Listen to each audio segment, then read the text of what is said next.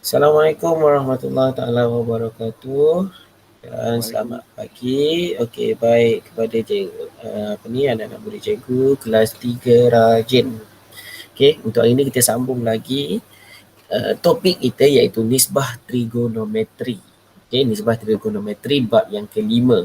Okey, jadi cikgu ucapkan tahniah kepada dua orang hari ini, Aiza dan juga Daniel yang dapat masuk ke kelas cikgu, dan sama seperti mana semalam, saya tetap akan terus mengajar dan cikgu akan record supaya rakan-rakan awak yang lain boleh tengok balik semula video ni.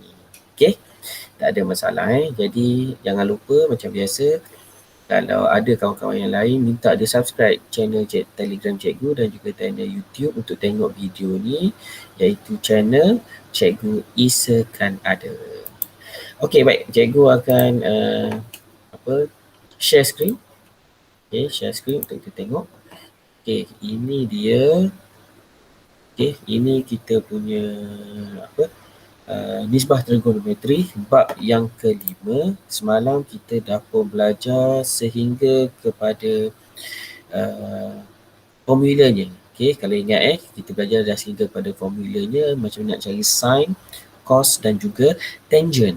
Jadi kena ingat balik lah macam nak cari sin, cos dan juga tangent. Dan semalam juga cikgu dah berikan sedikit latihan. Okey, tahniah kepada yang dah hantar. Okey, latihan semalam sehingga 5.1b. Jadi hari ini kita akan mula melihat macam mana kita nak mencari nilai sinus, cosinus dan tangent bagi satu sudut tirus.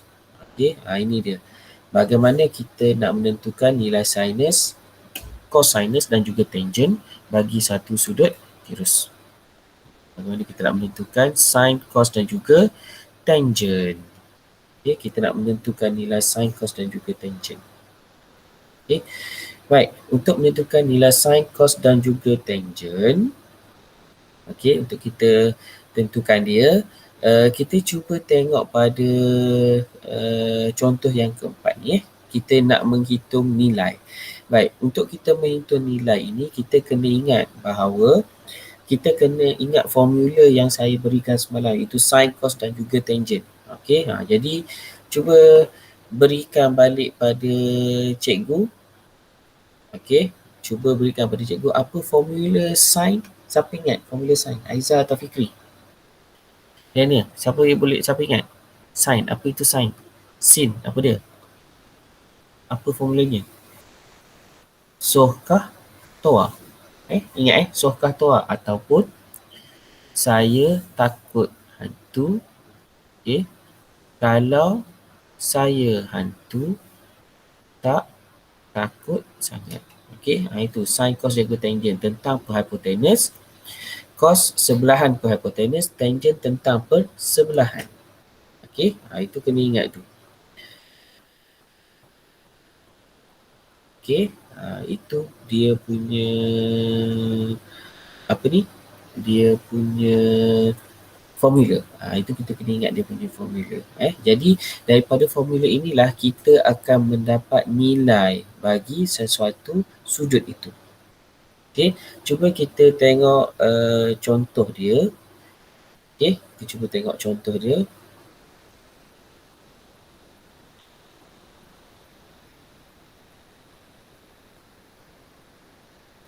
Okey, baik. Raja di sebelah menunjukkan segitiga bersudut tegak PQR. Hitung nilai panjang PR. Kita nak tengok panjang PR. Kat sini dia nak tengok panjang PR. Ini panjang PR. Bila kita nak tengok panjang PR, dekat sini dia nak tengok panjang PR. Ini adalah segitiga. Bila segitiga, ingat tak semalam cikgu kata kena ingat formula teorem Pythagoras? Ingat tak formula teorem Pythagoras cikgu kata kena ingat kan? Okey, maka bila dia nak mencari panjang satu sisi, kita akan gunakan formula teorem Pythagoras. Kita kena guna formula teorem Pythagoras. Itu untuk cari panjang sisi. Jadi untuk kita cari panjang sisi yang setentang dengan sudut tegak ini dinamakan hypotenus. Okey, untuk kita dapat hypotenus ini, Hypotenuse ini diwakili dengan huruf C kat sini. Jadi kita akan guna formula ni.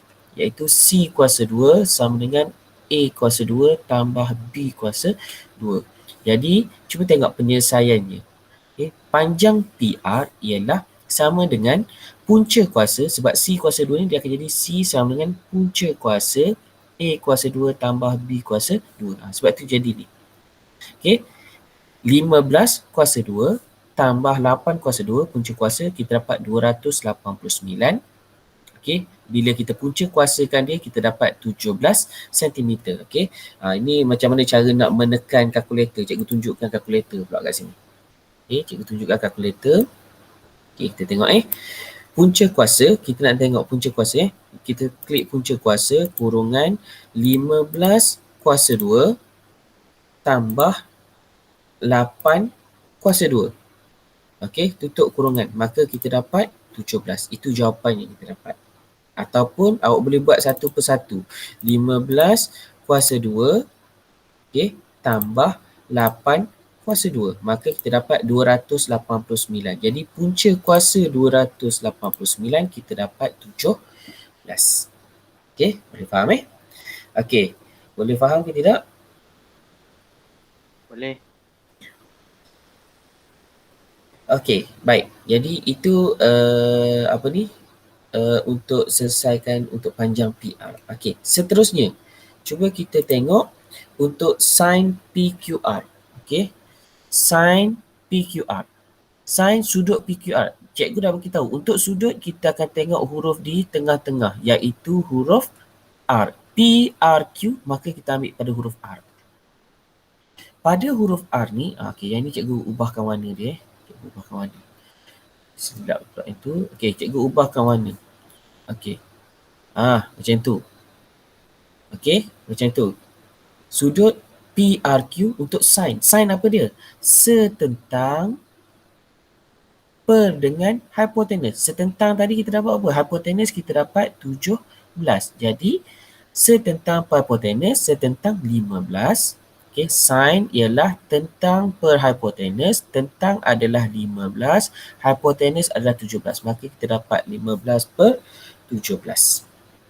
Boleh faham setakat tu, Aiza? Boleh faham ke tidak, Aiza? Boleh faham kita jawab?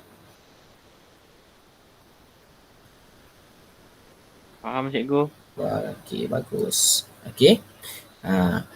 Baik, untuk cos, kita tengok untuk cos pula sekarang ni. Kita tengok untuk cos. Okey, untuk cos PRQ pun sama, dia masih lagi pada huruf R. Jadi pada huruf R, tengok cos. Cos ialah tentang pula sebelahan per hypotenuse. Mana yang sebelah? Sebelahnya yang sini, iaitu 8. Jadi kita dapat 8 per hypotenuse kekal 17. Maka dapat 8 per 17.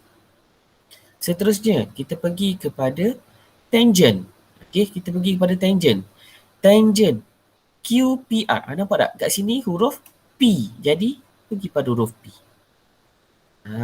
Tangent apa dia? Tangent ialah tentang persebelahan. Setentangnya ialah 8. Jadi, 8. Sebelahannya adalah 15 per 15. Itu cara untuk kita lihat. Jadi, kena ingat balik semula apa yang kita dah belajar semalam. Boleh? Dapat Okey, baik. Sekarang ni kita tengok contoh yang kelima. Okey, kita tengok contoh yang kelima. Benda yang sama, yang ini cuma cikgu nak ulang supaya awak faham. Okey, supaya awak faham, supaya awak nampak. Sedikit awak nampak. Okey, tengok contoh yang kelima ini. Okey, untuk contoh yang kelima ini, rajah di sebelah menunjukkan segitiga bersudut tegak PQT. PQT. Maksudnya ini segitiga yang kecil dulu. Okey, segitiga PQT ni ialah segitiga kecil. Okey, cikgu tulis kat sini segitiga kecil senang. Dan RQS. RQS. Okey, RQS adalah segitiga besar. Okey, segitiga besar. PQR QR adalah garis lurus. Okey, diberi bahawa panjang SQ 10. SQ ni panjang SQ, bukan ini SR. SQ panjang dia ni, SQ ni adalah SQ adalah 6. Jadi kalau panjang keseluruhan ini adalah 6 cm, berapa panjang ST dengan TQ? Berapa panjang ni? ST TQ. Okey, saya cikgu lukiskan kat bawah ni. Okey, panjang SQ okey ialah 6 cm. Tapi dekat tengah-tengah ni ada huruf T yang mana dia kata sama panjang. Bila sama panjang, maka dekat sini adalah 3 cm dan dekat sini adalah 3 cm. Okey, selamat datang Syazwan ke kelas cikgu. Okey, 3 cm dan juga 3 cm sebab dia sama panjang. Kena ingat garisan ini, garisan yang ada dua ini menunjukkan bahawa dia adalah sama panjang. Okey, cikgu kena padamkan sebab nanti kita nak buat ni cikgu akan tulis panjangnya 3 cm tu dekat situ. Okey, sebab nanti kita nak buat, jadi supaya senang nampak. Dekat sini adalah 3 cm, dekat sini juga 3 cm. Jadi dia adalah 6 cm. Boleh rujuk dekat bawah ni. Okey, baik, dia kata hitung. Okey, hitung nilai A, panjang QR. Dia nak panjang QR. Ini yang pertama, panjang QR. Kita kena guna, bila disebut panjang, kita kena guna formula teorem Pythagoras. Okey. Okey.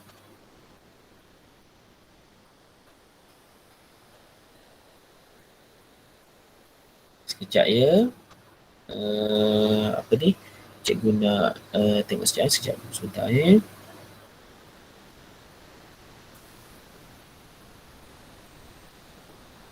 Okey, bila kita sebut pasal panjang, maka kita akan guna formula teorem Pythagoras formula teorem Pythagoras. Okey, jadi cuba tengok panjang QR. Pertama kena pasti yang mana hypotenuse. Kan cikgu dah kata bila kita dapat bahawa sudut tegak ini adalah hypotenuse. Ini juga hypotenuse. Ini adalah hypotenuse. Jadi kalau kita nak cari panjang selain daripada hypotenuse, panjang selain daripada kita akan guna sudut A, panjang A dengan panjang B. Okey, maksudnya hypotenuse tolak dengan nilai. Kalau dekat sini kita dah ada sini 10, sini 6. Untuk cari panjang QR, maka kita akan buat punca kuasa 2, hypotenuse ni adalah 10 dan SQ ni adalah 6. Sebab kita dapat 10 kuasa 2 tolak 6 kuasa 2, maka kita dapat punca kuasa 64. Maka panjangnya adalah 8 cm dekat sini. Ni panjang. Okey, nampak Okey, yang B, panjang PT. PT ni apa dia? Hypotenuse. PT ni adalah hypotenuse untuk segitiga yang kecil. Sini 3 cm, sini 4 cm. Secara automatik dekat sini 5 cm. Sebab apa? Segitiga istimewa. Kalau awak tak tahu segitiga istimewa, maka kita kirakan panjang hypotenuse. Panjang hypotenuse kita gunakan huruf C. Jadi C kuasa 2 punca kuasa ataupun C sama dengan, sini C sama dengan punca kuasa A kuasa 2 tambah B kuasa 2. Nah, kalau dekat sini saya ambil lah huruf B contoh. B sama dengan punca kuasa C kuasa 2 tolak A kuasa 2. Kalau awak kata B sini. Okay, kalau kata A lah. Dia tidak ada masalah. Boleh bertukar A dengan B ni tak ada masalah. Okay, itu untuk panjang. Okay, setakat ni boleh faham untuk macam mana cara nak cari teorem Pythagoras. Ni ulangan balik je ni tapi dalam topik ini ada penggunaan teorem Pythagoras. Okey. Baik, untuk C. Sekarang ni kita tengok untuk C. Okey, untuk C, okey, cikgu padam balik semula sebab kita nak menggunakan ni. Sebab saya nak kena conteng kat sini ni. Okey, sebab cikgu kena conteng kat sini. Okey, cikgu conteng balik semula tak apa. Sini 3 cm, sini 3 cm. Okey, dekat sini kita dah dapat berapa jawapan dia tadi? 8 cm. Dekat sini kita dah dapat 5 cm. Okey. Dan kena ingat 5 cm ni adalah hypotenuse. Cikgu tandakan dengan huruf H supaya awak senang faham. Hypotenuse. Sebab hypotenuse ni tak berubah. Dia tetap dekat situ. Tak kira lah. Mana-mana pun dia tetap dekat situ. Dia mesti setentang dengan sudut tegak.